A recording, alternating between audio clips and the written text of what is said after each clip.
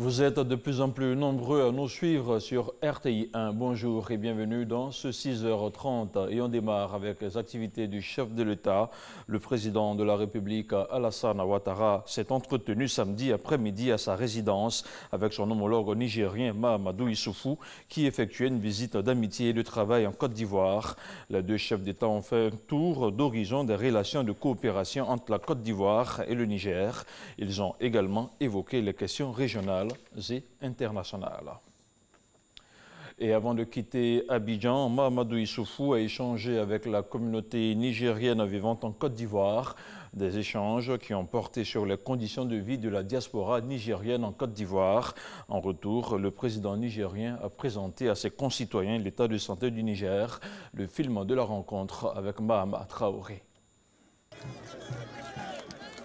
Le Niger compte en Côte d'Ivoire des centaines de milliers de ressortissants. Ils exercent pour la plupart dans le secteur informel.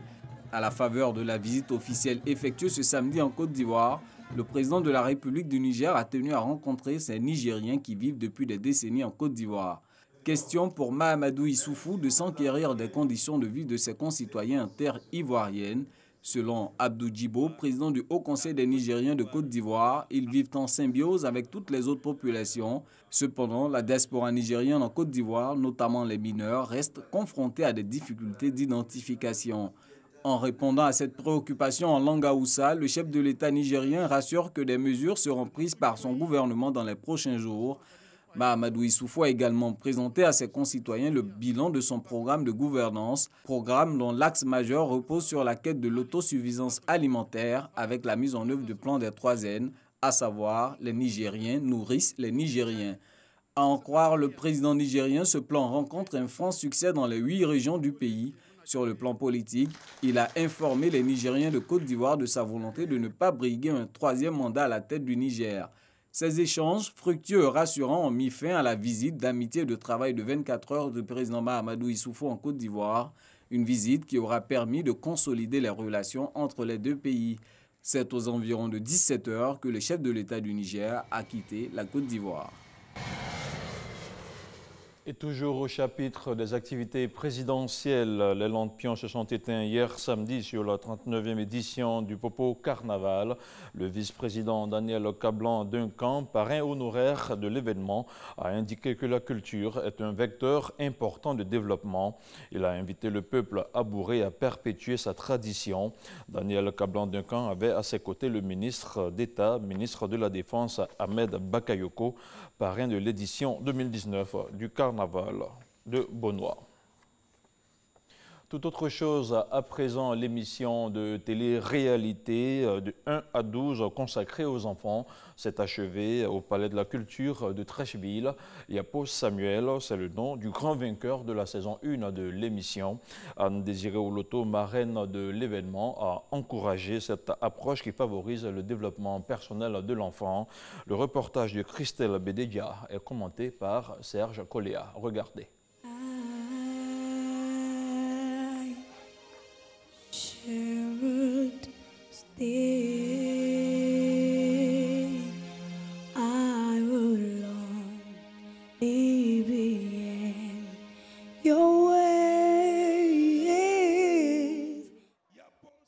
Samuel Yapo, vainqueur de la saison 1 de l'émission de télé-réalité 1 à 12. Les 12 finalistes en compétition ont été évalués sur 2 tours de chant, une collégiale et une chanson individuelle. L'émission de télé-réalité 1 à 12 est orientée vers la découverte de talents cachés des enfants dont l'âge est compris entre 1 et 12 ans. Les performances vocales sont privilégiées. Même si ma voix était un peu cassée, j'ai su la maîtriser. C'était mon rêve même de gagner ce concours. Si j'ai gagné, c'est par la grâce de Dieu et j'ai beaucoup appliqué tout ce que les organisateurs, les coachs nous ont dit. La ministre Anne-Désirée Oloto, marraine de cette première édition, a encouragé tous les participants avant de féliciter les organisateurs pour cette initiative en faveur des enfants. Je voudrais les encourager pour cette approche qui favorise le développement personnel de l'enfant. Selon les organisateurs, le vainqueur sera encadré en vue d'une carrière artistique future. Jeudi dernier, le ministre de la Promotion de la Jeunesse et de l'Emploi des Jeunes a rencontré ses collègues des ministères de l'Éducation nationale et de la femme et de la famille et de l'enfant. Il s'agissait pour Mamadou Touré de présenter le programme social du gouvernement, un programme en faveur des jeunes pour lequel il sollicite le soutien de ces deux ministères. C'est un reportage d'Ahmed Traoré commenté par Walter Amadou.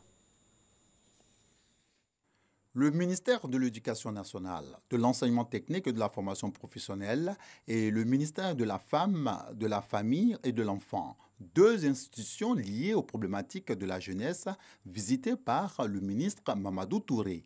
Il s'est agi pour le ministre de la Promotion de la Jeunesse et de l'Emploi des Jeunes de présenter à ses collègues le programme social du gouvernement en faveur des jeunes. Le Premier ministre nous a instruit à l'effet de mettre en œuvre un dispositif qui devait permettre donc à près de 200 000 jeunes d'avoir des opportunités de stage, c'est-à-dire 150 000 stagiaires pour valider des diplômes et 54 000 stagiaires donc en stage pré-emploi. Nous avons exploré aussi ensemble l'insertion des jeunes diplômés qui sortent donc des centres de formation professionnelle. Au cours de cette rencontre, les ministres Kandia Kamara et Ramatali Bakayoko se sont engagés à soutenir ces projets du gouvernement en faveur de la jeunesse ivoirienne. Nous sommes très satisfaits de ce que nous venons d'entendre, de tout le dispositif qui est mis en place par le ministre de la Promotion des Jeunes et de l'Emploi des Jeunes, parce que c'est un dispositif concret avec des mesures concrètes qui vont adresser les questions qui se posent à nos jeunes que nous formons. Nous sommes dans l'axe 4. L'axe 4, c'est l'axe qui permet d'accroître l'emploi des jeunes, c'est-à-dire donc de donner un emploi décent et stable aux jeunes et des revenus. Et donc les activités génératrices de revenus vont être maximisées avec ce programme. Le programme social du gouvernement vise à renforcer l'action sociale en vue d'améliorer les conditions de vie des populations. Ce, à travers une diversité de secteurs sociaux dont l'électricité, l'emploi pour les jeunes, l'éducation, la santé, l'eau potable. Emploi toujours, le Salon international des secrétaires et des assistants de direction SIA 2019 s'est ouvert jeudi dernier au Palais de la Culture de Trècheville. Organisé par la Ligue ivoirienne des secrétaires, il célèbre les 40 années d'existence de la dite association. Il vise aussi à promouvoir la corporation, à renforcer les connaissances et les capacités professionnelles des assistants de direction. C'est un reportage de Jean-Marc Diadji avec le commentaire de Didier Nguessan. Affiner les connaissances, améliorer les compétences de la secrétaire.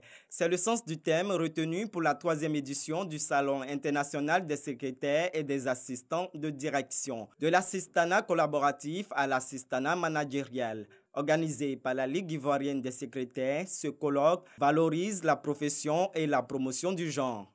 Notre pays croit profondément au genre.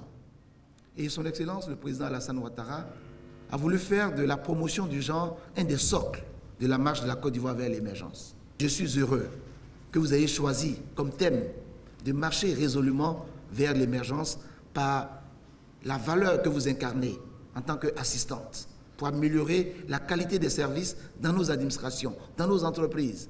En marge de cette cérémonie, la Ligue ivoirienne des secrétaires célèbre ses 40 ans d'existence. 13 pays africains sont invités. Le profil de carrière et la formation des secrétaires sont au centre des réflexions des professionnels. Nous avons fait de notre credo la formation. Et à ce titre, nous voulons voir les secrétaires et les assistants de Côte d'Ivoire être des managers. C'est-à-dire que quand son patron n'est pas là, qu'elle puisse prendre des résolutions, qu'elle puisse prendre des grandes décisions, qu'elle puisse vraiment tenir l'entreprise comme si le patron était présent. Sur le plan africain, nous avons réussi à harmoniser les enseignements. Que vous soyez au Cameroun où je suis, ou en Côte d'Ivoire, vous pouvez travailler indifféremment. Vous avez le même diplôme, vous avez le même cursus. Donc, ce qui fait que c'est une intégration panafricaine. Initiatrice de ce salon, la Ligue ivoirienne des secrétaires compte 62 comités dans les entreprises publiques et privées de Côte d'Ivoire. La Côte d'Ivoire s'apprête à accueillir la 4e édition de la Semaine africaine de vulgarisation agricole. La tenue de l'événement impose au pays organisateur de disposer d'un forum national de conseil agricole et rural, un forum composé essentiellement des structures publiques, des organisations professionnelles, des instituts de recherche, des banques et des distributeurs d'intrants. Et pour se conformer à ces exigences, le forum a été mis en place mardi dernier à Abidjan en présence d'une 50aine de fêtières. Le compte-rendu de Lanciné Bakayoko. Renforcer la place stratégique de l'agriculture et des activités agroalimentaires dans les décisions publiques. Mutualiser les efforts des différents acteurs de la chaîne des valeurs pour une meilleure efficacité des services. C'est l'objectif de ce forum du Conseil agricole et rural. Les connaissances existent, mais ne sont pas nécessairement fédérées.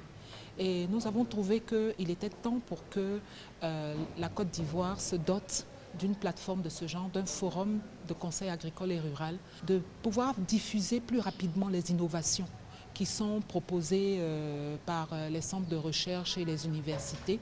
Cette plateforme se veut suffisamment représentative vu qu'elle est composée d'entreprises, de coopératives, d'institutions publiques et privées, d'organismes professionnels, mais également d'autres secteurs partageant le projet d'une agriculture nationale prospère et compétitive.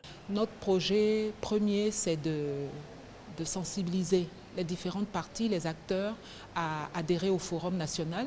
Notre action, on comprendra son importance quand on se rendra compte que l'ANADER, les différents conseils, tous ceux qui interviennent sur le terrain là, interviennent de manière plus efficiente et avec des programmes qui sont adaptés aux besoins des producteurs. Des projets porteurs qui devraient booster davantage l'attractivité du secteur. Au titre de l'année 2018, l'ensemble des productions agricoles ivoiriennes ont été estimées à 26 millions de tonnes, en augmentation de 5,8% par rapport à 2017. La capitale politique ivoirienne, Yamoussoukro, a abrité la première session ordinaire des jeunes parlementaires au titre de l'année 2019. Implication de la jeunesse dans le développement économique, politique, social et consolidation de la paix en Côte d'Ivoire. C'est le thème de la première séance ordinaire. 3 jours durant, les travaux seront axés sur plusieurs thématiques, entre autres l'éducation de la jeunesse, l'inclusion financière, la formation sur les techniques de communication non violente et la vie associative. C'est un reportage de Djenebou Ouattara avec le commentaire de Charles Tatou. Ouverture à Yamoussoukro des travaux de la première session ordinaire du Parlement des jeunes au titre de l'année 2019. Implication de la jeunesse dans le développement économique, politique, social et la consolidation de la paix en Côte d'Ivoire. Tel est le thème autour duquel ces assises se tiennent. Il est question de réfléchir sur tous les maux qui minent la jeunesse ivoirienne. Au vu et au su de tout ce qui se passe dans notre cher pays, la Côte d'Ivoire, il faut mettre la jeunesse en mission. Et pour nous, pour mettre cette jeunesse en mission, nous allons tout d'abord mener des réflexions, poser des jalons au cours de cette session parlementaire pour que, au sortir de cette session parlementaire, cette jeunesse puisse parler de la question de la paix, aussi chère à notre nation. Les autorités locales encouragent les jeunes et les exhortent au travail bien fait pour de meilleurs résultats.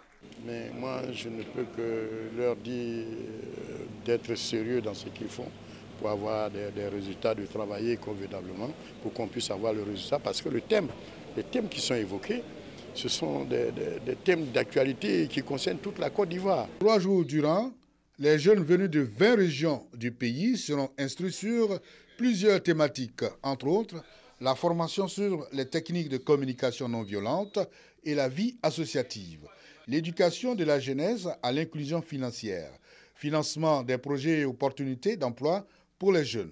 Plus de 2000 participants sont attendus à la clôture de cette première session parlementaire des jeunes. L'actualité internationale nous conduit au Bénin où l'ancien président Yahi Boni, assigné à son domicile depuis les événements, a reçu hier samedi la visite de tous les leaders d'opposition, parmi eux Nissofor Soglo qui s'est exprimé au nom de toute l'opposition. Il a demandé la levée du dispositif aux policiers et militaires sur l'avenue Kadioun, réclame la restitution des corps des victimes à leurs familles, puis exige l'arrêt des interpellations, des requêtes auxquelles le pouvoir n'a encore donné aucune réponse. Et puis en Afrique australe, une somme de 545 millions de dollars pour le Mozambique, le Malawi et le Zimbabwe. C'est l'annonce le 3 mai dernier de la Banque mondiale, la banque qui débloque ses nouveaux fonds d'urgence pour venir en aide aux populations de ces trois pays de l'Afrique australe. Trois pays toujours en situation de grande détresse humanitaire après le passage des cyclones Idai en mars et Kenneth le mois dernier. 1 millier de personnes avaient été tuées. Le passage des deux cyclones a laissé la place désormais aux épidémies toujours présentes. Et c'est tout pour ce 6h30. Merci à vous tous qui l'avez suivi. Retrouvez l'intégralité de ce bulletin d'information sur le www.rti.ci. Bon début de semaine à toutes et à tous.